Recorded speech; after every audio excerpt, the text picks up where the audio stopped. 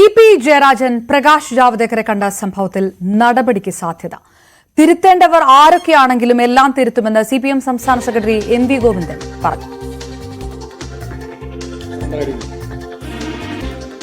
വിവരങ്ങളുമായി വി അരുൺ തിരുവനന്തപുരത്ത് നിന്ന് ചേരുന്നു. അരുൺ, നടപടി ഉണ്ടാകാനുള്ള ഒരു സാധ്യത ഈ വിഷയത്തിനകത്തുണ്ട്.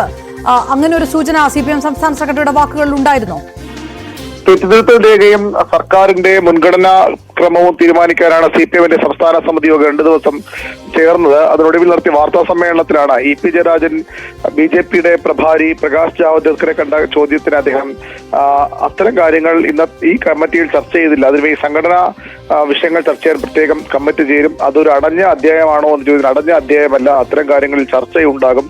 തിരുത്തേണ്ടതെല്ലാം തിരുത്തും, ആരെയൊക്കെ തിരുത്തണമോ അതെല്ലാം തിരുത്തുമെന്ന വ്യക്തമായ സൂചന CPM-ന്റെ സംസ്ഥാന സെക്രട്ടറി നൽകിയത്. അതായത് ഇ.പി. ജയരാജൻ പ്രകാശ് ജാവ്ദേക്കറെ കണ്ട വിഷയം CPM നേരത്തെ ചർച്ച ചെയ്തതാണ്, തെരഞ്ഞെടുപ്പിന് കഴിഞ്ഞ സമയത്ത് തന്നെ ചർച്ച ചെയ്തതാണ്. എന്നാൽ അവിടെ കൊണ്ട് തീരില്ല വിഷയങ്ങൾ, ഇനിയും അതിൽ ചർച്ചയുണ്ടാകും. ഇ.പി. ജയരാജൻ നടപടി വേണമെന്ന CPI-യുടെ പ്രധാന നേതാക്കൾ പോലും ആവശ്യപ്പെട്ട സാഹചര്യമുണ്ട്. മുന്നണി കൺവീനർ തെരഞ്ഞെടുപ്പ് ദിവസം ഇത്തരം വിവരം പുറത്തുവിട്ടത് വലിയ തിരിച്ചടി തെരഞ്ഞെടുപ്പിലായി എന്ന വിലയിരുത്തൽ CPM-ന്റെ പല യോഗങ്ങളിലും അതുപോലെ CPI-യുടെ നേതൃയോഗങ്ങളിലൊക്കെ ഉണ്ടായിരുന്നു. അതുകൊണ്ട് തന്നെ ആ വിഷയത്തിൽ ഇ.പി.ക്കെതിരെ നടപടി ഉണ്ടായേക്കും എന്നൊരു സൂചനയാണ്, വ്യക്തമായ സൂചനയാണ് ഇന്ന് CPM-ന്റെ സംസ്ഥാന സെക്രട്ടറി വാർത്താ സമ്മേളനത്തിൽ നൽകിയത്. അത് മാത്രമല്ല, മറ്റു വിഷയങ്ങളും തിരുത്തേണ്ടതില്ല, എല്ലാ തലങ്ങളിലും തിരുത്തലുണ്ടാകും. അത് നേതാക്കളുടെ കാര്യത്തിലും സർക്കാരിന്റെ കാര്യത്തിലും ഒക്കെ തിരുത്തലുണ്ടാകുമെന്നും അദ്ദേഹം വ്യക്തമാക്കി.